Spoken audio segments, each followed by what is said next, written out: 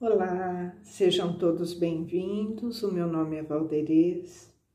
Eu faço parte da comunidade espírita Caminheiros do Amor, situada na Avenida Arnaldo Magnicaro, 1370, no bairro de Campo Grande, capital São Paulo. Estamos mais uma vez aqui na tarefa da divulgação do Livro dos Espíritos. Estamos no livro número 3, o capítulo número 1, estudando sobre a lei divina ou lei natural. Hoje estudaremos 2 questões, mas antes de darmos início, vamos fazendo a nossa abertura com a prece. Então, abracemos a oportunidade da existência, com todo esse amor que Deus colocou na nossa jornada, na nossa caminhada, que nós possamos trazer essa presença amorosa de Deus para junto de nós, no nosso bom proceder, no nosso cotidiano. Que Deus nos abençoe sempre com a sua misericórdia de Pai amoroso, pois somos filhos amados e todo esse amor nos impulsiona ao progresso, nos inspira sempre na prática do bem, da caridade, pois o nosso irmão maior, o Mestre Jesus, nos trouxe esse caminho, esse modelo a seguir, buscando essa comunhão com esse irmão maior. Já sabemos qual é o caminho assertivo do bom proceder,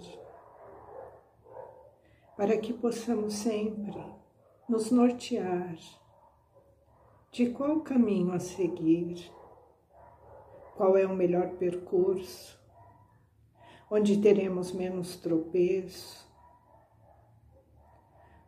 onde buscamos sempre fazer o bem, pois na nossa trajetória de espíritos imortais, a nossa tarefa é desenvolver o amor, e o amor nos chama todos os dias, no nosso cotidiano, com os nossos familiares, com os nossos colegas de trabalho, as pessoas que cruzamos todos os dias. São instrumentos que Deus nos coloca para que possamos, através das experiências, saber compreender essa lei de amor. E assim, nessa harmonia, nessa vibração de pensamentos fraternais, que todos nós possamos ser envolvidos onde estivermos, seja no nosso lar, no nosso trabalho, ou em qualquer lugar no qual nos encontramos, que nós possamos refletir e nos inspirar nas reflexões dessas 2 questões que iremos discorrer no dia de hoje. Que assim seja, graças a Deus, graças a Jesus. Então, como dissemos, estamos na parte número 3, no capítulo número 1 do Livro dos Espíritos. Estamos estudando a lei divina ou lei natural, estamos falando sobre o bem e o mal. Vamos falar sobre 2 questões, a 640 e a 641. E como nós estamos já, há algumas semanas estudando o bem e o mal, Então, o que é esse bem, e o que é esse mal? O bem se distingue do mal enquanto sendo o bem tudo que está de acordo com a lei de Deus, como já vimos, né? E o mal é tudo que dela se afasta. Então, esse mal que nós conhecemos aqui, né, nas circunstâncias da matéria, é diferente do mal dessa lei divina, dessa lei natural, a lei de Deus. Então, o mal é tudo que se afasta da lei de amor, porque o bem é tudo que nos aproxima dessa lei. Fazer o bem, então, é se conformar com a lei de Deus, é andar junto com essa lei de Deus, né? É trazer essa lei de Deus para o nosso cotidiano, para a nossa existência. E fazer o mal é infringir essa lei. Então, dessa forma, a gente pode deduzir, né, que o bem é a lei natural. Ela é única, na realidade eterna. Ela é absoluta em todo o universo. Então, o bem é sempre o bem, onde quer que nós estejamos. Ele fala que em todo o universo o bem é o bem, sendo o mal apenas um estado transitório. Mas nós estamos aqui na carne, na materialidade, o homem, ele está sujeito a errar, a hesitar na apreciação desse bem e desse mal. E para que a criatura não se engane, né, para que a gente não cometa esses equívocos, Jesus já nos ensinou a regra máxima, né? Fazer ao outro o que gostaria que os outros nos fizessem. E sendo assim, não há possibilidade de engano nesse caso, porque o que é bom para nós é bom para o nosso semelhante também. Por outro lado, que se refere a nós mesmos, muitas vezes nós cometemos os nossos excessos, né, pelas nossas fraquezas e os nossos descuidos. E dessa forma nós vamos transgredindo essa lei. Porque essa lei natural, ela traça para o homem, né? Ela dá o limite das suas necessidades. E quando o homem se afasta, né, desses limites, ele é punido pelo sofrimento, mas não é Deus que pune, é a nossa consciência. Porque nós temos que nos recompor com essa lei, e essa lei está inscrita na nossa consciência. Então, todas as vezes que nós nos afastamos, nós vamos ter alguma aflição, nós vamos ter alguns desafios, algumas situações que vão nos fazer repensar, né, os nossos equívocos, para que a gente possa de novo se recompor com essa lei natural, a lei de Deus, né, a lei do amor, que é o bem. Então vamos entender aqui nessas duas questões, né, porque a gente já retomou, né, essa parte do conhecimento do bem e do mal, da lei de Deus, essa lei do amor.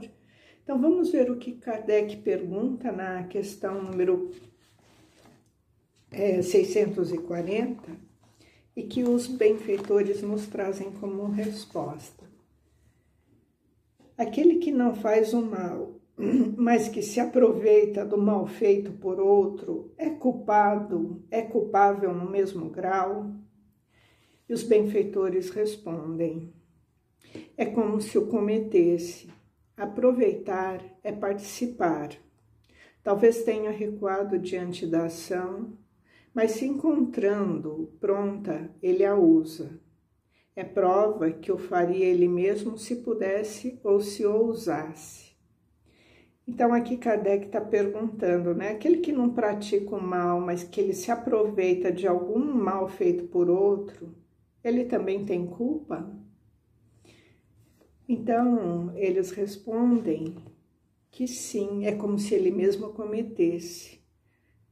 Então, se nós percebermos alguns comportamentos, muitos de nós, se tivéssemos que fazer alguma coisa, tomar uma atitude, a gente não ousa fazer aquilo, né? Mas no nosso íntimo ainda a gente carrega as deformidades daquele instinto, mas a gente fica ali meio que mascarado, né? Meio camuflado, e a gente põe aquela carapuça de bonzinho, e olha, eu não faço aquilo, né? Mas se tiver oportunidade de se aproveitar de alguma circunstância que já está pronta, ele vai junto, ele embarca naquilo, mas ele fala, não fui eu que fiz.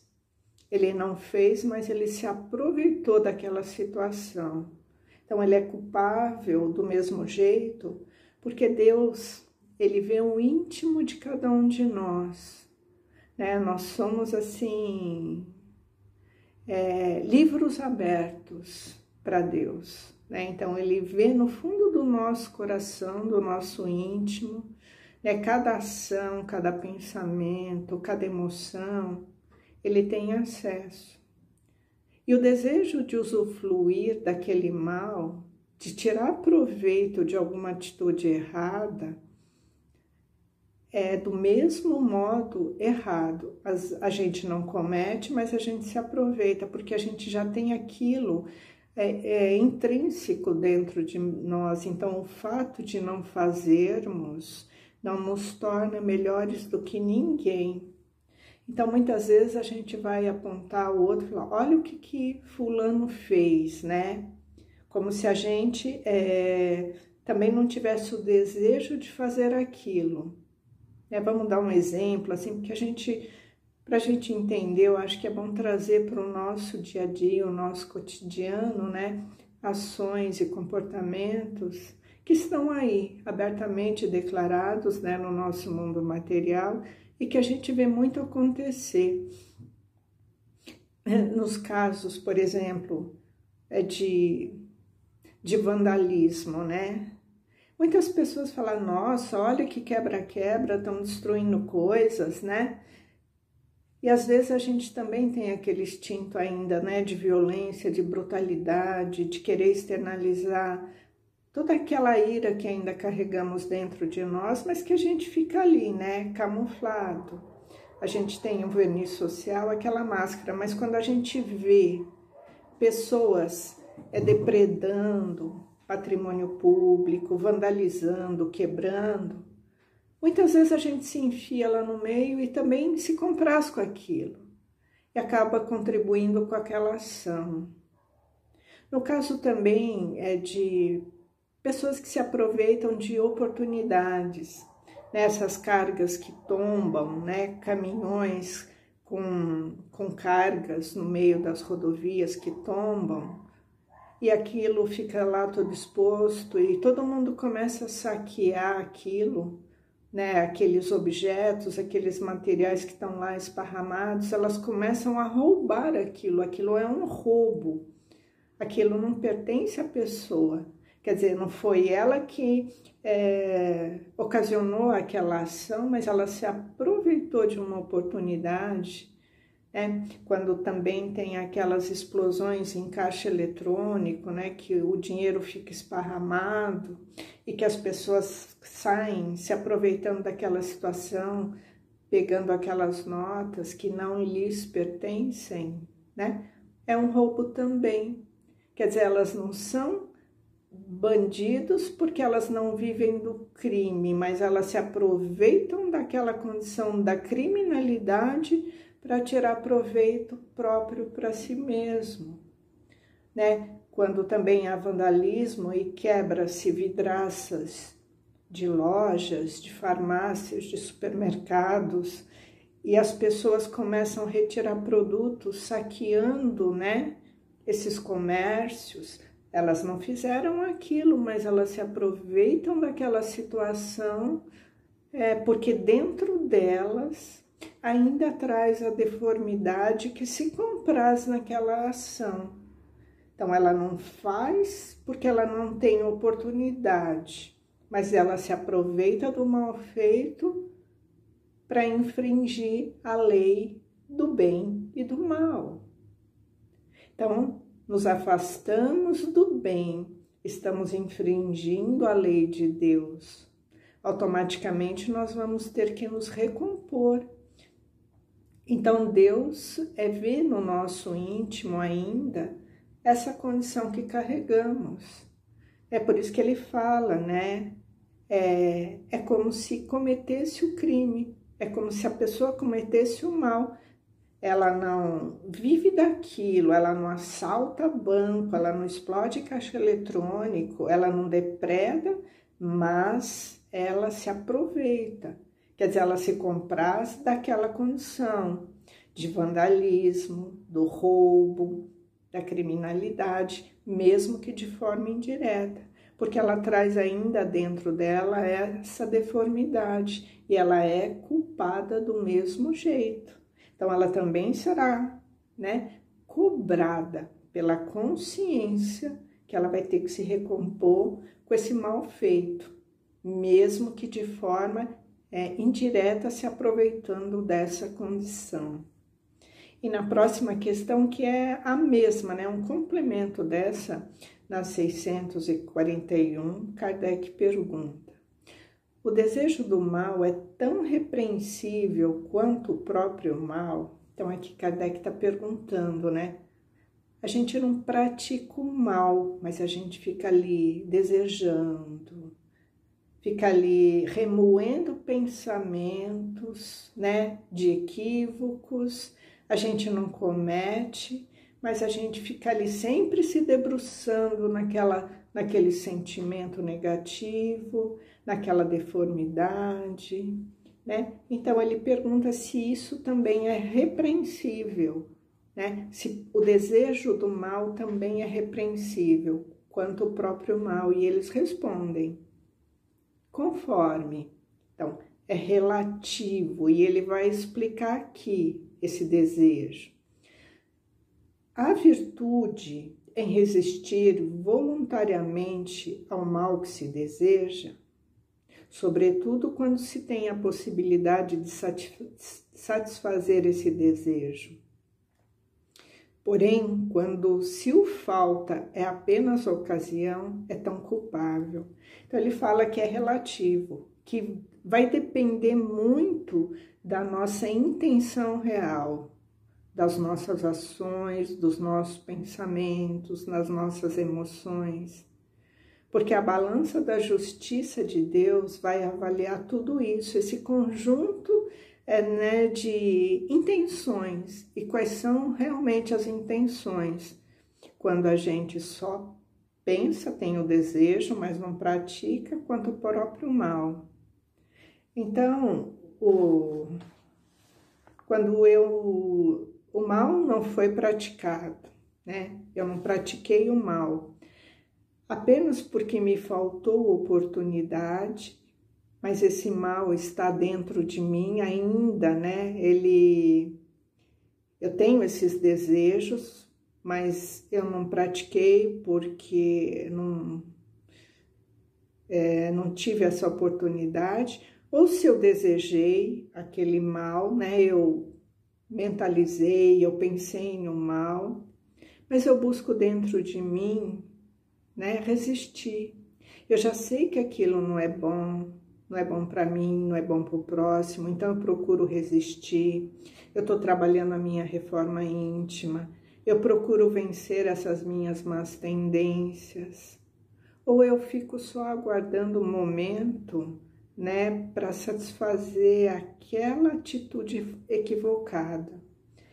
Então, a importância de buscar, né, o nosso conhecimento, essa autopercepção de quem nós somos, e não usar máscara, né, para nós mesmos, né, quando nós fazemos a nossa autorreflexão, buscamos nos autoconhecer, nós temos que avaliar em nós cada emoção, cada sentimento, cada vício que trazemos, cada virtude, analisarmos os nossos pensamentos, sabermos discernir, né, os pensamentos equivocados e o nosso desejo de buscar sempre essa melhora através da nossa reforma íntima e escolher o caminho do bem.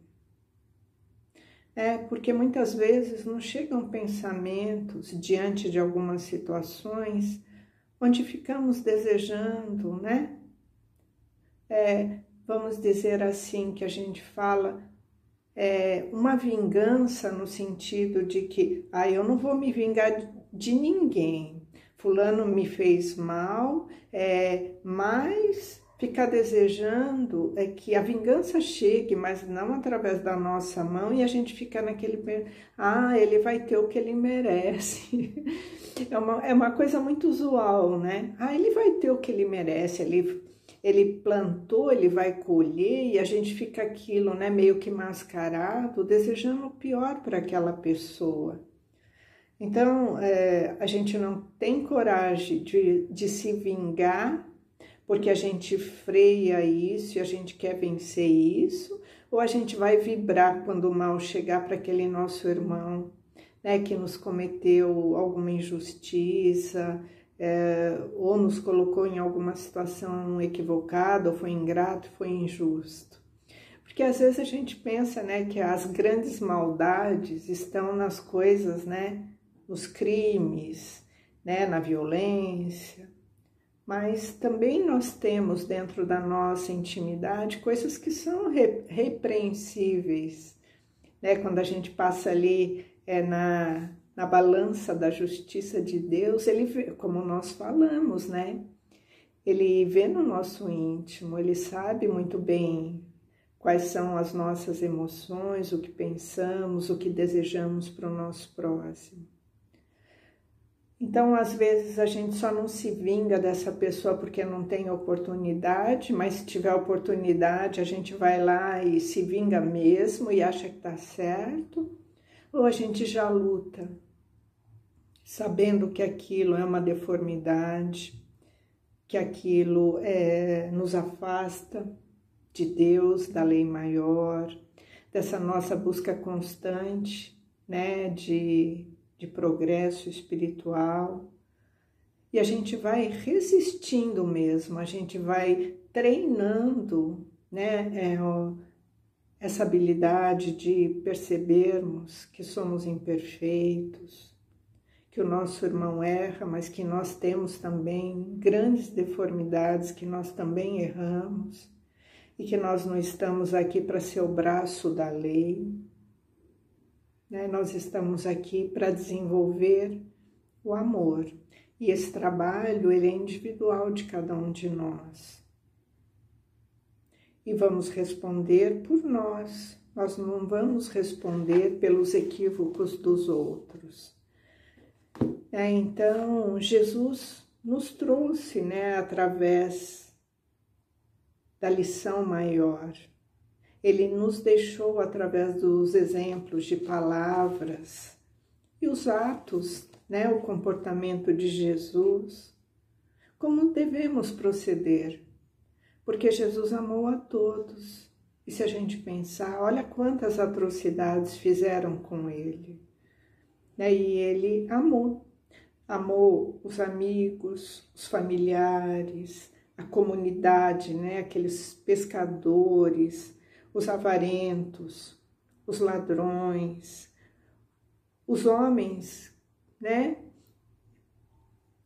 que estavam todos envolvidos naquele momento daquela civilização.